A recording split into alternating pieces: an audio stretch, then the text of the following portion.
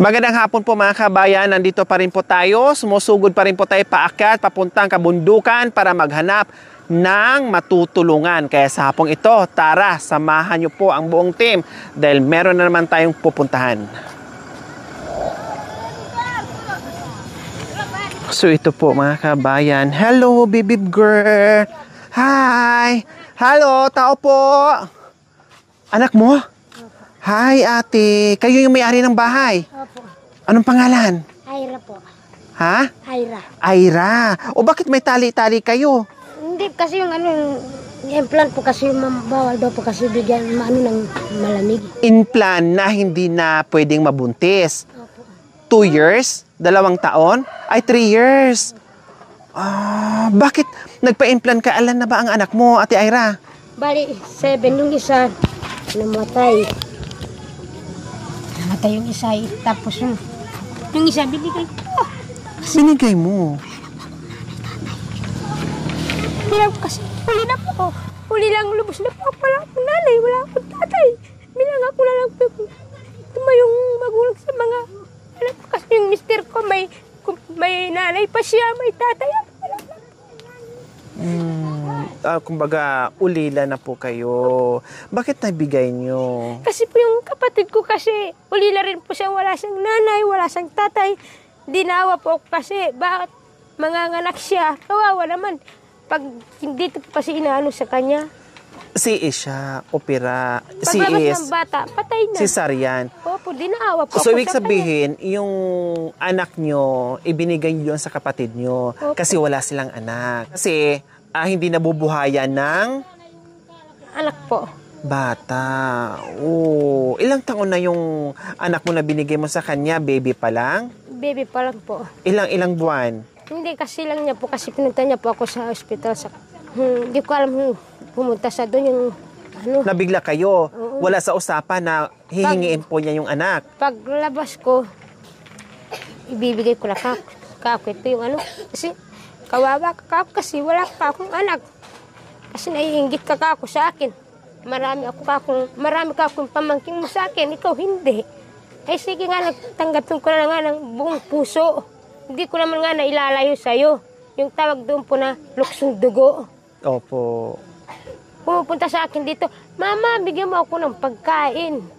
Ilang taon na ba ngayon? Magdadalawa na po siya. Alam pa rin niya na ikaw yung mama niya. Opo. Pero doon umuwi. Sila na nagpapalaki. Okay. Diyos ko, nagulatan ako mga kabayan. Bungan pala, no? Tapos salubungin ka ng luha na kagad ang lumalabas sa mga mata. Kasi meron din mga pinagdadaanan. Akala ko kung nabali o nasugatan lang. Yung pala, para hindi na madagdagan yung bilang ng anak ni ate Aira, tama? Opo. Sige, ito yung mga anak mo. Opo. Wow, hello. Sinong kasama mo? Ay, Mister. nandyan para si mister mo. Sige. Papasok. Wow. Driver na lang aantayin natin, ha? Okay, sige, hawak kayo, mga bata. Alis na tayo. Brum, brum, brum, brum, brum, brum. Nakasakay kasi mga kabayan, no? Baruto na. Isasagwan mo na lang ganyan. Tapos sabay alis na. Pinatawa ko lang kasi naging emosyonal si ate Aira. Ito mga anak mo lahat. Opo. Bali, ilan na lang sila ngayon? 5 po. 5 na lang kasi yung isa nandoon. Nasaan yung panganay? Si Roland po, saka si Jerry, si Richie, si Kyla po, si Army, yung bungso. Saan? Ito po, babae at lalaki. Wow! Kasi yung kapatid ko kasi doon sa ama, kambal din po, babae at lalaki. Hindi lang ako po yung, bakit ikaw na iba mong kapatid, hindi nang naglahi ng kambal, ikaw lang yung pangalawang panganay, may anak ka pang kambal. Wow! Marami po kasi naiinggit sa akin, bakit doon napalaki ko sila ng pantay ang laki.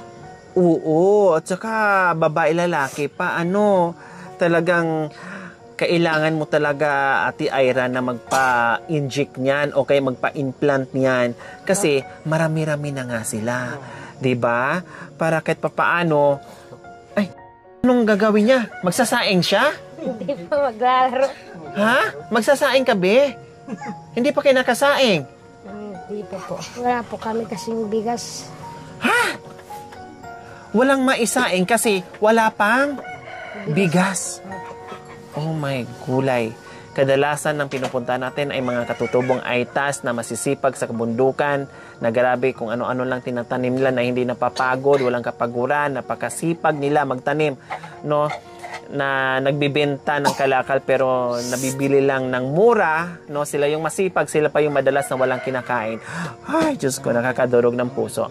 Bakit walang bigas? Hindi naman ako namuso.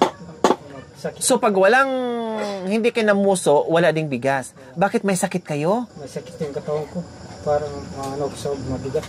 Ay, paano ngayon? 1, 2, 3, 4, 5, 6, 6, 7 kayong kakain. Paano? Saan kayo kukuha ng pangsaing nyo mamayang hapunan? Maghiram ka.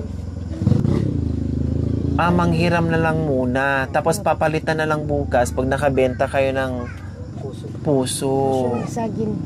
Puso ng saging. Kaya, yun nga sabi ko, talagang tama na yung ginawa mo na nagpa-implant ka kasi mahirap yung padami ng anak, tapos mahirap yung buhay natin, kawawa yung mga bata. 'Di ba? Kawawa sila, sasakit yung puso natin pag nakikita natin sila na umiiyak, nanghihingi sa atin ng pagkain tapos wala tayong maibigay. Masakit bilang ina na natutulog na lang yung mga anak, buti yung iba makatulog, paano yung iba hindi talaga makatulog kasi wala silang kain. No, kaya nag-decide ka na talaga na magpa-implant. Sana tuloy-tuloy na para hindi na madagdagan. 'Di ba? Ilang taon ka ulit? 40 o ilang taon ka? 33 po. 33, bata pa, talagang manganak pa. No, tapos si Kuya, ilang taon na po kay Kuya? 30. O, talagang manganganak pa kasi bata pa. Huwag na dagdagan, ha? Tama na yon, may kambal ka na, may babae, may lalaki. So, tama na yon, marami na. Nakapag-aral ba sila?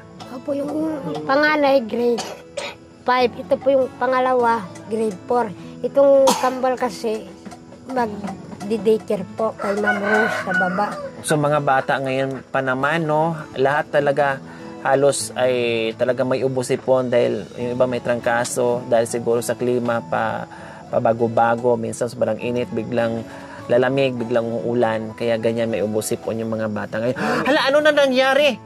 Be, halika dito, be, baka Kuya! Gusto niya maglamas. Diyos ko, okay, sige, hindi ko na patagalin mga kabayan kasi walang maisaing. Kaya pala wala pang umuusok, wala pang umaapoy, no, manghihiram pa ng, kung halimbawa, saan kayo hihiram ng bigas? Tita ko po. Sa kapitbahay? Pag meron po ako, sasabihin niya sa akin, pamangkin, bigyan mo ako ng tatlong ano ng bigas. Salop? Tatlong baso, ganun. Isasayin ko kasi namuso yung uncle mo. Walang maano sa akin ng pagkain. Tapos may bigas na naman si tita, bibigyan niya na naman sa akin. Makapagsaing na naman po ako sa mga bata. Tapos pag nakabenta ng puso si mister mo, papalitan na lang. Kumbaga, hiraman, kung sino yung wala, naghihiraman na lang. Wow, nakakatuwa naman yung ganun. No, kaya lang, syempre, tama yung ginawa. Yung mga bata, kahit gaano kahirap yung buhay, kahit walang makain, kahit gaano kahirap yung buhay, yung trabaho, basta makapag-aral sila. No, kasi dati ay yung mga katutubong aita, nakakalimutan nilang mag-aral kasi siyempre nandoon na sila sa pinakatuktok na. Ngayon, medyo nandito na kayo sa malaya na sila makapag-aral. 'Di ba? Tulad yung anong natapos mo, nakapag-aral ka? Natapos lang po kasi ng grade 1 po kasi. Grade 1. Mahirap din po yung buhay. Mahirap ang buhay. O, syempre, yung naranasan mo, wag mo nang ipadanas dito sa mga bata. Kailangan mag-aral sila, no? Okay, mga kabayan, baka kayo nagtaka, halos lahat dito ng mga katutubong aitas, no? Pag tinatanong natin, ang isasagot nila ay namumuso. Dito kasi mga kabayan, bago sila sumaltak dito sa kabundukan na napakalawak, na napakatirik, no, ay meron ng kumutubo ditong mga saging, no? And then, yung iba ay nadagdagan na lang dahil nagtatanim din sila. Pero halos lahat ditong mga katutubong aitas natin, ang hanap buhay nila ay kalakal na saging, pamumuso, kamote, kamuting kahoy, halos lahat ng root crops ay sila yon, no? Sila ang nagtatanim noon, binababa nila ng bayan. So ayan po mga kabayan, kasi meron nag-comment kung bakit, na-curious lang siya kung bakit puro pamumuso. Dahil itong kabundukan ay punong-puno ng puno ng saging, no? At yung iba talaga nagtatanim dahil meron silang kaingin, kumbaga meron silang sinasaka, talagang nagtatanim sila. Then libreng manguha. Basta pag yung mga nasa bundok na may mga punong saging, no, malayas lang kumuha dyan basta walang may-ari. Unless lang kung pananim mo, siyempre sa may-ari yon, sa nagtanim yon. Pero lahat yan, malayas lang kumuha dyan, mamuso sila dyan hanggat gusto nila. Kaya lang, ang naka-diferensya po mga kabayan, dahil sa dami nilang namumuso, siyempre iilan-ilan o kukunti-kunti na lang yung nakukuha nilang puso. Kaya tiyaga, sipag talaga ang puhunan dito sa kabundukan. Kung sino yung mauna, kung sino yung makukuha ng marami, mapalad ka. Kung sino yung nahuli, kukunti na lang. Kundi pasensya. Ganun lang po mga kabayan ang buhay dito sa Katutubong Aitas. Okay? Okay, sige. Meron kaming pambigay sa inyo para makasaing na kayo dahil anong oras na? Isang oras na lang, gabi na at hindi nyo pa alam kung paano yung pagkain nyo. Meron na kayong itlog, dumami ang itlog. Meron na kayong assorted groceries at may pangsaing na. Oh, kumuha na ka ng kaldero, Ate Ira, at magsaing na. Ha? Oh, at hindi lang yan, meron pa pambili ng masarap na ulam. Hindi, naririnig ko yung mga anak mo, puro ubo, halos sila lahat, merong ubo sipon. Ang gagawin mo, bumaba ka sa center, no? Kasi meron naman, 'di ba, sa baba sa barangay, may center naman, may mga gamot naman diyan. Hingian mo ha. Kung ano yung wala doon sa center, kundi yun na lang ang bilhin mo. Ha? Para makainom sila at matanggal na yung ubo sipon nila. Ate Ira, kasi may mga ubo sipon. So pumunta ng center, tapos kung ano yung walang available sa center, so yun ang bibilhin mo, Ate Ira, okay? Hindi po makit po nung araw ng Merkules kasi hinihintay ko po kahapon. Hintayin ko kako yung si Sir Melvin kasi hingi ako kako ng antibiotic kasi sa babaw sa kanda ko binigyan ng antibiotic. Ay, wag na kayo nang uminom ng antibiotic, mag-vitamin na lang kayo. Di kami nakakuha ng vitamin, tamang-tama, umulan. So dito kasi sa mga Katutubong Aitas, mga kabayan, no, kasi malayo nga sila sa Kabiasnan, merong umaakyat dito na doktor.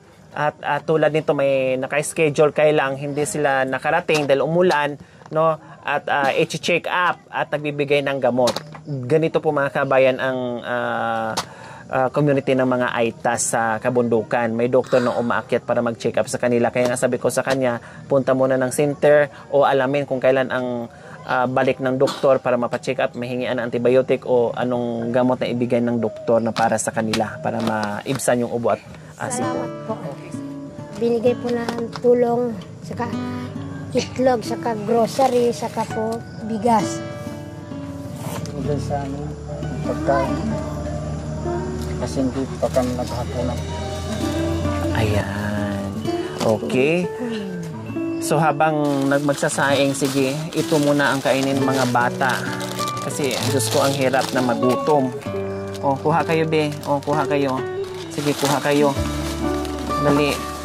Habang magsasaing pa si mama. Pati kayo, pati mama, tatay. Para kahit pa paano magkalaman yung, magkalaman yung tiyan. Ito po kasi, dumidedi sa akin. Kaso pag ayaw niya po sa katawan, ito niya po sa gatas sa brand po. Reserva ko po kasi sa biskuit. gatas. Ito, sige. Tapos may gatas, kape na dyan. Mga dilata. No, may miswa o pwede dyan. O dito, ito. O, hawakan nyo. Ayan. Habang magsaing mamaya, magsalang ha ng kanin. Maraming salamat po sa walang sawang pagmamahal. Shout out kay Ma'am Lynn Macmillan from Warner Robins, Georgia, USA. Maraming salamat po sa inyong ginituang puso. Nawa ipagpalain po tayo ng Panginoong Diyos araw-araw. Nawa ibigyan po tayo ng kalakasan ng katawan sa araw-araw. Nawa ibigyan po tayo ng mahabang buhay. Pag sa ganun, marami pa tayong masagip ng mga kabayan na tulad nila. So mga kabayan, huwag niyo pong kalimutan, paki-share and subscribe sa aking YouTube channel, Lori Aquino Talita. Maraming salamat po. Bye-bye! O magsaing ka na, ano? May bakal. Ay, ano to? Ligar ko po sa inyo, kuya. Wow! Parang matmayan po yung tanim namin. Ang lalaki naman! Para tong pang baseball bat no? Shh, ganun. Wow, salamat. Mayroon na naman silang pauwi. Halos lahat sila dito may pinapauwi sa atin. 'Di ba? May panggulay na naman tayo. Diyos ko, bagong pitas pa mga kabayan. Kasi mayroon pang ano. Ayan, dagta. Ayan, bye! Salamat, kuya, sa pasalubong.